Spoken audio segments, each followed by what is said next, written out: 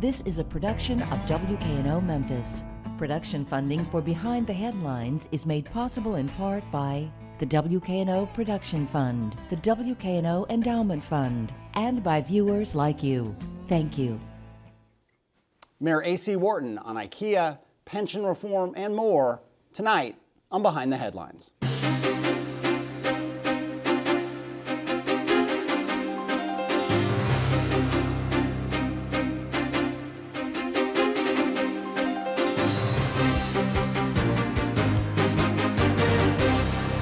I'm Eric Barnes, publisher of the Memphis Daily News. Thanks for joining us. I am joined tonight by Mayor A.C. Wharton. Thanks for being here. Thanks for the invitation. Also Bill Dries, senior reporter with the Memphis Daily News. We will start. When did you become such a fan of Swedish furniture?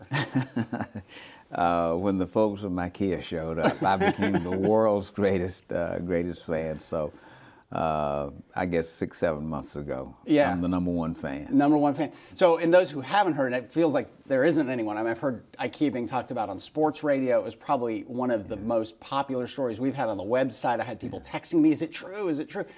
The kind of excitement about this is sort of interesting and unlike other projects, I think, that have been even bigger and more jobs and more money. Well, it strikes so many chords. This is not about where can I buy the best dresser.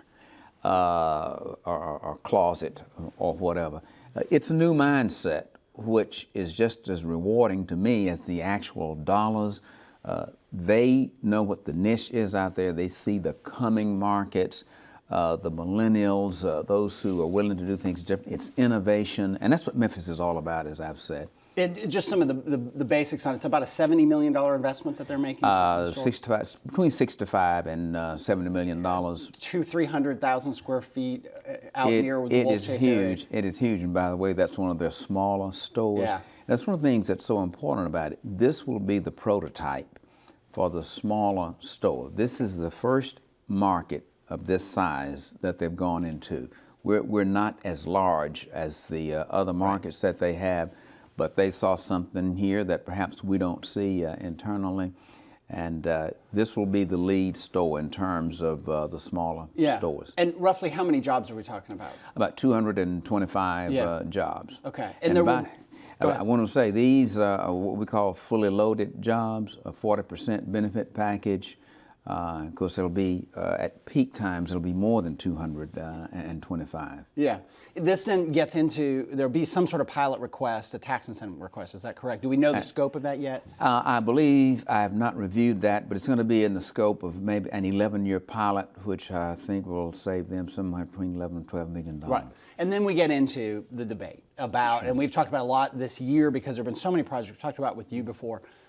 There will be critics. I haven't seen them yet because there's been so much kind of excitement about the IKEA thing. But the critics that say, well, this is another tax giveaway by the city of Memphis, by the county. Is it a tax giveaway? No. Again, we have to keep that particular piece of property that they're going in now. I don't know the precise amount of money it's paying in taxes, but it's nowhere near what it will pay once IKEA, with its money, it's $65 million. Once they improve it, and after it rolls off after 10 years, we will triple or double. So actually, and they will pay a payment. They will be paying money to the city and county even during the abatement period. Right. That will have to be calculated by EDGE. But again, we are paid, we receive money during the time that it is, quote, off the tax rolls, close quote. But then after it comes back on with a bang, because the taxes, not only on the real estate, which will go up, but all of the personal, the furniture, everything, the inventory, we'll start getting taxes on that. So we'll make up for that from day one. And then the construction jobs, 400 or 500 construction jobs in the meantime. So that's money into the pockets of folks here in Memphis, Tennessee, who take that money. They will improve their homes, they'll buy cars, we'll get the taxes off that. So it will start spending money into the economy immediately, even before the store is open. They're going to use local contractors, so this is money that will start generating before the doors open. Okay, Bill. Mayor, in terms of the whole pilot discussion that we have, you talk about when these pilots roll off. We've had pilots for a while. Have we seen a benefit from these past pilots that we've had rolling off, and actually us seeing a boost in the tax base from them? In terms of boosting the tax base, yes. Perhaps not on that particular site, because on the instances they have been extended. But you have to look at it this way. When the IP tower goes up, gee whiz, everybody wants to open a restaurant nearby. Everybody wants to open a drugstore nearby. They're not getting pilots. The values of the surrounding properties increase the minute someone says, I am putting a new skyscraper, a new high-rise in here. And all of that is calculated in. I mean, the doctor's offices, any kind of business that wants to say, I want to tap in to those customers over there at International Paper, comes up. The same thing will happen with IKEA. In terms of the Graceland project, we saw the use of a TIF, a tax increments financing zone, and a tourism development zone in that particular project, with a very tightly drawn zone for it. Is that a future use of a tax incentive, a new use of a tax incentive, or is that something that is unique to the Graceland project? I think it is the future. I think we'll see more of that. And basically, I know you understand it quite well, but under that Graceland TDZ, it's only the increment that's on that campus that goes back into that project, as opposed to going to 120 acres and that's it. 120 acres. Now, back to what I said earlier.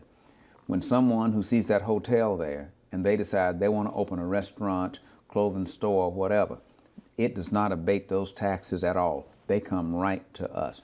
So the Graceland project on its campus and its campus alone, the increment there will stay on that campus to pay for the bonds and whatever. But everything off that campus, when it increases, it comes to the city and county. So what does that mean for the fairgrounds? Fairgrounds is totally different, because it's a much larger geographical scope. It is progressing. We expect it to come up in the first of the coming year. Director Lipscomb has been in extensive negotiations with the county with respect to ensuring that the schools get their portion of the increased revenue coming in there. We're going to hold the schools harmless, they'll get that. So I think it will be acted upon favorably by the county commission, although that's not required. And once that's done, we think it'll get to Nashville. But it's a much larger scope now. It's different from the Graceland project. Takes in a lot of territory. One of the criticisms of the fairgrounds is that it is so big, that it taps into such a, the Overton Square area, the Cooper Young area, that and that's one criticism, that it's just too large and tapping into development outside the narrow space of the fairgrounds. The other is that there's no named private developer. So we had Harold Collins on last week, and Lee Harris, and City Council and other people who've said it's a big deal, it's a lot of money, it's a big risk for the city, and no named partner. So IKEA, as we all know, whatever you think of the pilot, you can't argue with the fact that IKEA is putting $70 million across town. Or, Graceland, some people criticize there's not enough money, but Graceland is putting a lot of money into building that hotel and so on. There's no named partner with Fairgrounds. Is that hurting the project? Oh, that's always, you wished you could name a partner, but as you pointed out, this is so large, and we have been in contact with named partners. Once they see there's going to be a done deal, then those names will start coming out. But does it worry that, it's kind of a build it and they will come, versus some of these other big projects where, again, Bass Pro, whatever people think of that, they are putting up big time money to make that project happen, and they've been a named partner from day one. But keep in mind, we're not going to start spending money on improving anything until we know we have someone. This is not, we're not going to create some huge thing out there, spend millions of dollars and say, now maybe we can find somebody. That's not going to happen. Okay. Once it's approved, we'll be able to identify folks who are going to come in and say, we'll partner with you on it. A couple of, just to stay on the tax incentive thing for a second, a couple other projects that came out. Cummins, maybe not as big a headline for some people, but a lot of jobs, and that was a retention pilot. That's one that rubs people the wrong way, because they say, well, I'm a business in Memphis. I'm staying here. Why don't I get a pilot just to stay? Why do these big companies get pilots? Not to bring new jobs and new businesses to town, but just to stay. What's your answer to that criticism? Well, again, when you look at the number of employees, they are bringing in, I believe, roughly 70 new employees. They will be improving a leasehold, I believe, about 500,000 square feet. That would not have happened had they left. I was very involved closely on that when I know the exact site they were looking at down in Mississippi. Right. That was a real possibility that we would have lost them. And Cummins has been so involved in this community. Those are good paying jobs. And this will be their worldwide distribution center. Yeah. In large part because of FedEx this year. So they're going to attract other industries that will come in to support some of their products and activities there. So we have to keep them as an anchor, quite frankly. Yeah. It's sort of like an anchor tenant in a shopping center. You want to keep your anchor there, and others will come, and we will get the tax increment on that. One more thing on the whole tax incentive thing, because it has been a big issue all year. There've been a lot of projects, so the critics say there's been a lot of giveaways. The people in favor of it say there's a lot of jobs. So it's been a big issue all year. Target is putting a big distribution center down in the Memphis area. Other stuff has moved into Mississippi. Part of what I think you have said, and we've had other people on the show have said, is that fundamentally, if Shelby County and Memphis do everything right, they still can lose business to Mississippi because the state of Mississippi has different rules than the state of Tennessee. Is there anything you can do as mayor? I mean, will you be lobbying or talking to legislators as the session opens up to say, hey, is there any way we can level the playing field? Because the pilot program, I think you've said before, no one really likes it. It's an awkward program. It's complicated. Whereas Mississippi can just come, abate those taxes, write them a check. I mean, it's a much simpler process because of the difference of state law, Mississippi and Tennessee. What can be done about that? There are two things. First, to answer your question, am I going to talk to the legislature? Yes, I am. As a matter of fact, we brought this up when the legislative delegation had its meeting here a couple of weeks ago.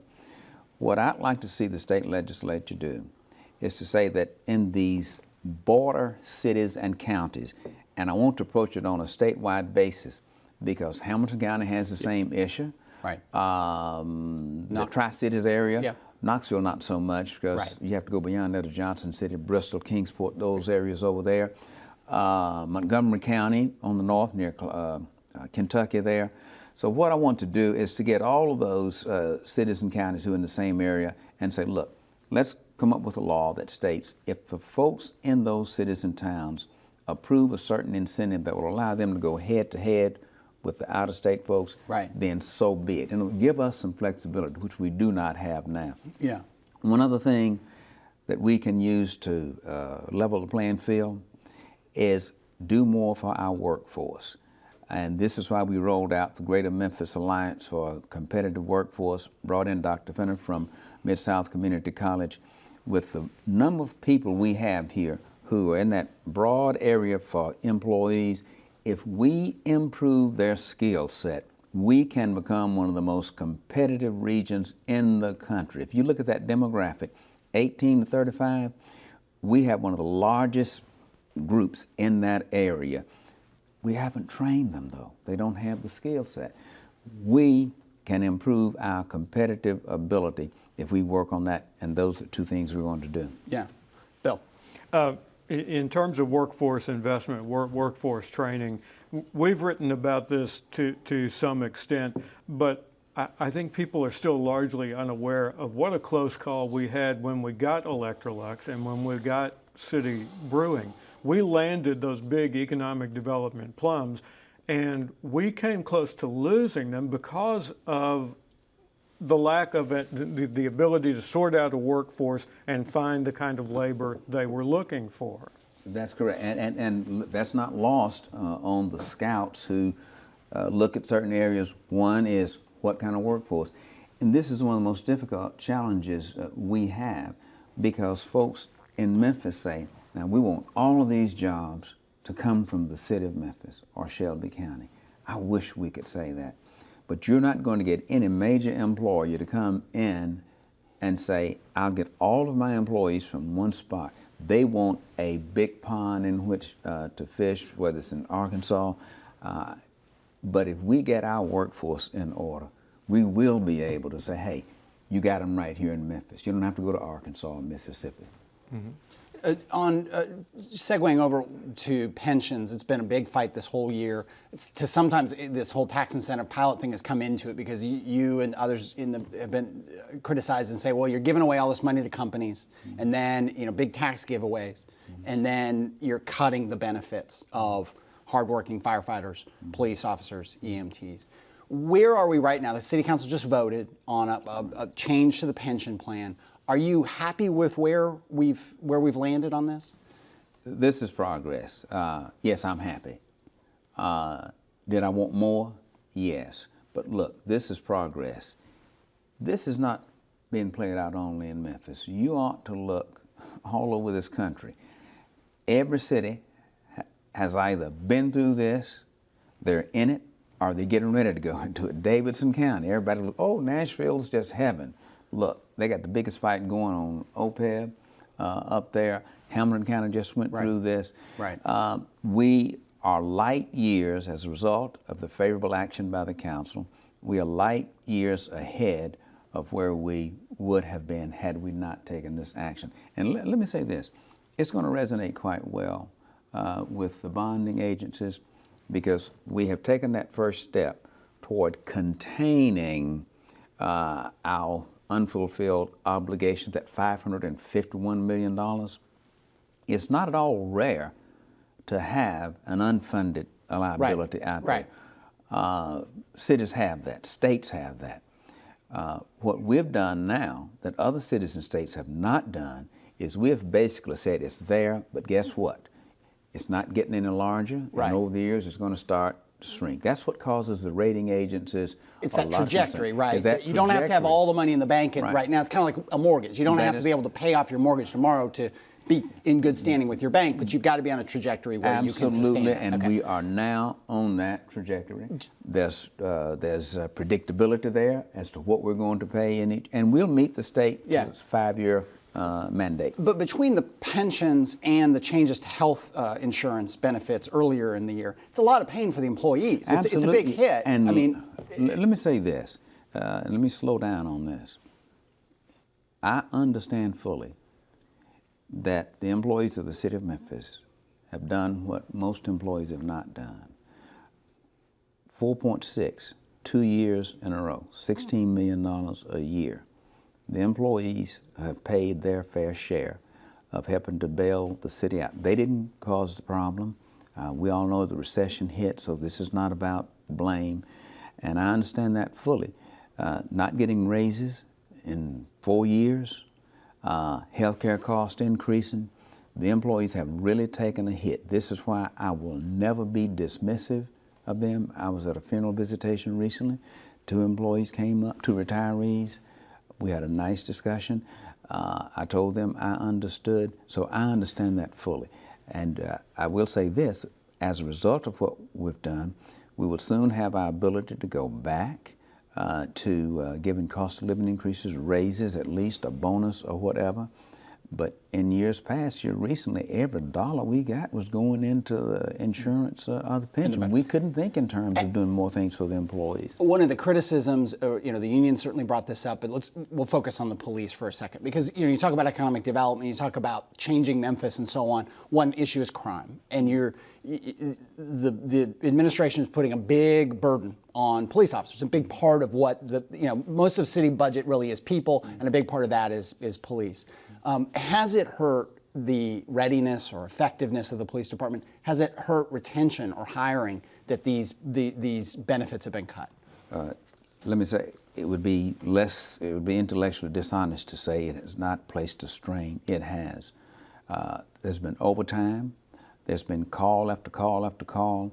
Director Armstrong and I talk every day, meet every Tuesday morning. We look at the calls, we look at how many shifts were held over.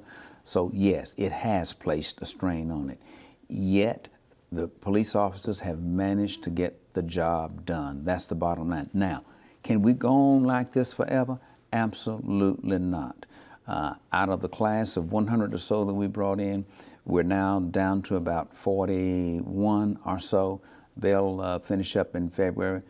We'll start another class right after that. So yes, it has placed a strain, but the men and women of the police department have risen to the occasion, and they've met it, but you can't do that on a sustained basis. And this is why we're going to put more money into the police department, get more classes in, get the body cameras and all that stuff. Okay. The pension plan change that the council passed was the alternative offered by Councilwoman Wanda Halbert, and it included employees with 7.5 years of service and under going into the hybrid plan. Did you need to have some unvested employees in the formula, in the changes to make this work, or could this have worked in a way with just new hires? It could have worked, Bill, but the savings would have been minuscule. It wouldn't really keep us on the trajectory that we needed to be on, that we referred to just a minute ago.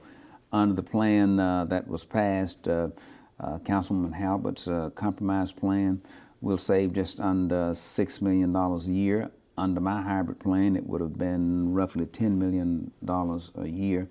And that really adds up. Because our obligation next year, in 2015, we're still short, maybe 10 million or so. So every $1 million does count.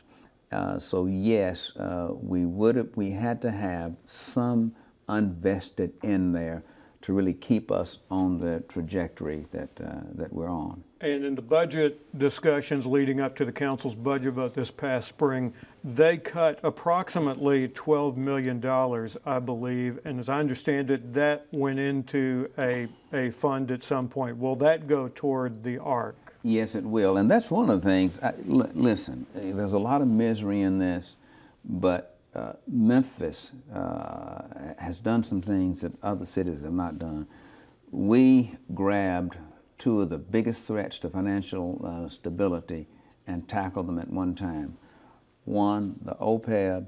It started out at about $27 million savings, but we took out 5 or 6 to put in the police department for public safety. And then as we restored some of those groups that were pulled out of the original OPEB plan, retiree insurance plan, it knocked it down to about $23 million. So yes, part of those dollars go into the pension. So, you know, there's a lot of hurt here, but in one way, we took money out of one employee pocket and moved it over into the other employee pocket. It came out of health insurance, but it went in to make sure your pension is there. Yeah. Just 3-4 minutes left here. Another, talking about millions of dollars, a settlement with the schools. This was roughly $57 million, a lawsuit going back to 2008 or so. That's correct. That the former Memphis City Schools filed against the city when they cut the funding to the city. You settled that this week with Dorsey Hobson, the superintendent. Describe the settlement, and I assume you think it's a good deal. Why is it a good deal for the city? I think it's a good deal. Again, one of the clouds hanging over the financial creditworthiness of the city is that judgment out there. Every year, I have to sign and file something known as a Certified Annual Financial Information Report, and you have to list all of the threats, contingencies, and every year, I have to list $57 million. When I was sitting with the bond agencies in New York, they brought up 3 things. You need to get your reserves up, which we have done. You need to do something about that $57 million, which we will do. You need to do something about pension and insurance costs. So it removes another cloud.